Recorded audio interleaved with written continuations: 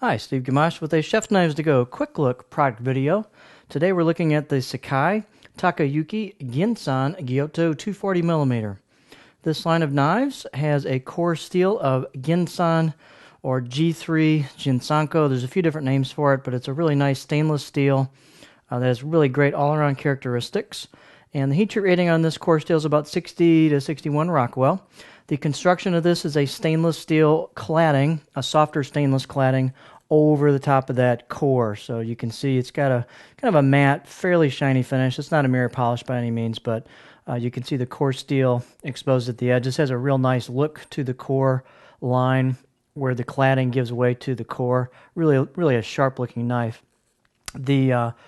Incidentally, the kanji on this is some of the deepest chiseled kanji I have seen, and if you run your finger over it, you can really feel three-dimensionally, you can feel that character impression. It's pretty cool.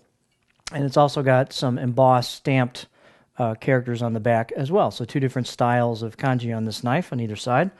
The weight on this knife is 7.5 ounces, 213 grams, so it's a middleweight, it's not a lightweight knife. The blade length is 232, so it's a bit undersized for a 240, and overall length is about 15 inches for the entire blade.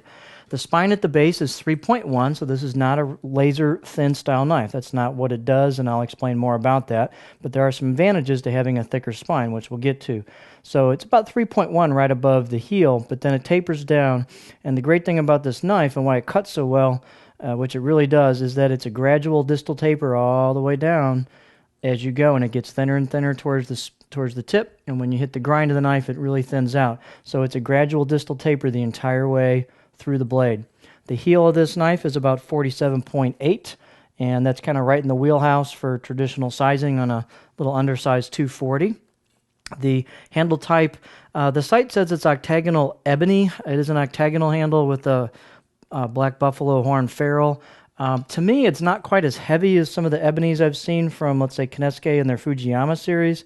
To me, it almost feels maybe more like dark rosewood, but anyway, that's what the site says. The handle diameter is just a little bit over 3 inches and fits this knife just very, very nicely. And the fit and finish on the handle is great, and the seal job is real nice where it goes into the tang. Speaking of that, this has a more traditional style install on the handle where they show a little bit of the tang of the knife, and that is called the maki right there, and there's nothing wrong with that. That gives you a little bit of extra distance between the back of the blade called the choil and the start of the handle to get your finger in there in a pinch grip, and it really does work nice, and my hands aren't that big, but a bigger finger would even fit in there as well, and it's perfect for a pinch grip. The balance point on this knife is almost right on the money for a pinch grip. The handle does kind of balance it out really nicely. It's not blade heavy, so it's right almost perfectly on a pinch grip, and so it feels lighter, a little more nimble than that 7.5 ounces would indicate. The fit and finish on this blade is just absolutely top flight, and this is just a joy to cut with. I haven't used this word on any knife out of the 125 or so videos I've done so far, but this knife is elegant. It's kind of a refined elegance is a perfect term to describe this knife. It looks great on the cutting board, and one of the great things about this knife is it is a phenomenal cutter. It is convexed extremely well, like some other high-profile blades you might have heard of. Terayasu Fujiwara is one of them, but it's just convex so nicely all the way down the blade. There we go. We can kind of get into that there. That it just goes through ingredients with an ease that totally belies the thickness of the spine on this thing. And it does an amazing job on a wide variety of ingredients. The profile on this knife is kind of a continuous curve. Get the camera to focus there. Kind of a continuous curve. There's not a huge belly to it in any one place, and there's not a huge flat spot either. It rocks beautifully. It chops well. If you're looking for a very long flat spot on a knife, this is probably not your choice, but for a good all-around profile for a variety of styles of cutting, this was really an excellent profile.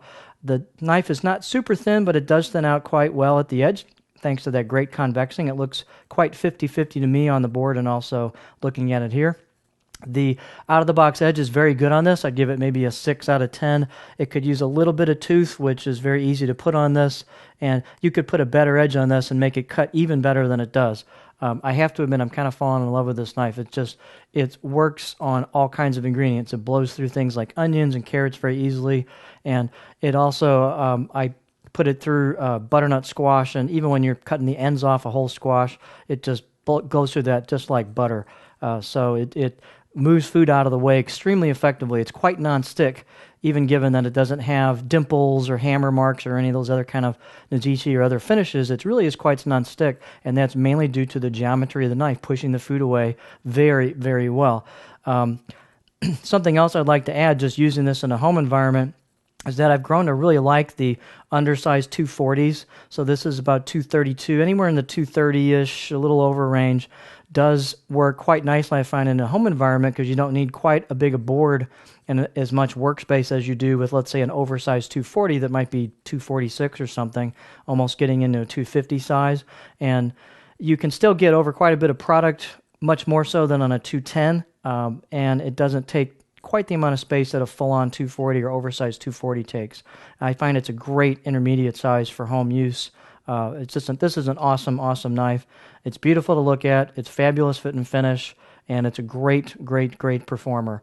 And it's not inexpensive, but this could be one of those kind of one-and-done Gyutos if you're looking for something to do just about everything well, and they have something else less expensive for the real rough stuff. This could be an excellent choice. It's all stainless. It feels very solid on the board. It just has an elegant, great feel. So I really do, of course, as you can tell, like this knife. So there you have the Sakai Takayuki Ginsan Gyuto 240 millimeter.